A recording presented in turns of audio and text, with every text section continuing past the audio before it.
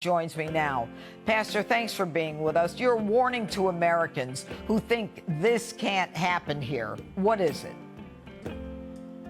That's right. It's not only that can happen, it's already happening left and right. I decided to come to the United States and plead with Americans, asking you for help. You know, you have been, historically speaking, a giant, a great eagle that was always coming to our aid. You were the defenders against the Nazis. You liberated Europe, and we need our help once again. Canada has been taken over by communism, socialism, fascistic hybrid.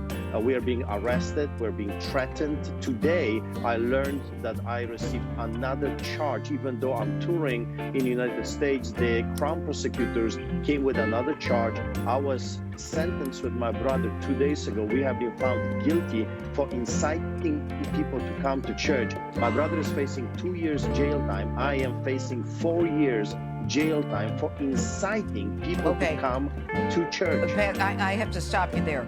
What is inciting people to come to church? That is a crime in Canada, or is that something during their COVID?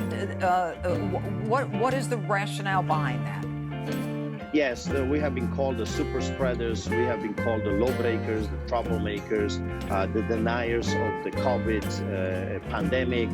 We are the super spreaders that are threatening the lives of people because we dare to come to the church and invite others to come to the church.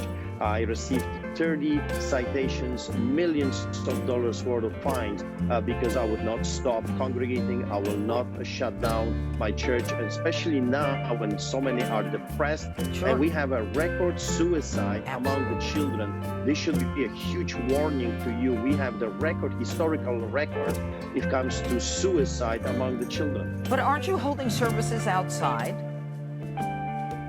We are holding services indoors and outdoors, and we have been ticketed without mercy for both. Actually, majority of my tickets and charges are not for indoor gatherings, it's for outdoor gatherings. I got only a few for indoor.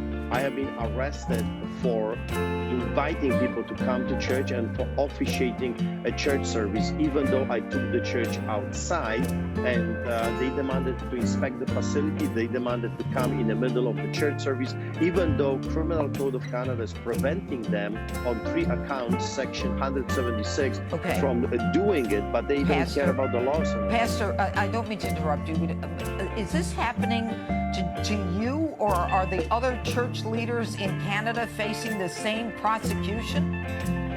Yes, everyone that dares to oppose them. So Pastor Tobias Thiessen in Manitoba is the first Canadian pastor in hiding. For over a month, he's hiding with his family because he dared to open a church in the province of Manitoba.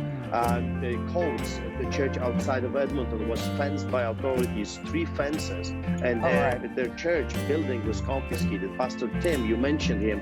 His locks in the church were changed. He was prevented from organizing a church gathering inside, so he took it outside. They hired a helicopter and they find him out with his congregation. The next day, in front of his 8 children, was arrested.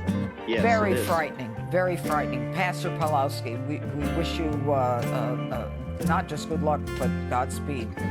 Anyway, thank you for being with us.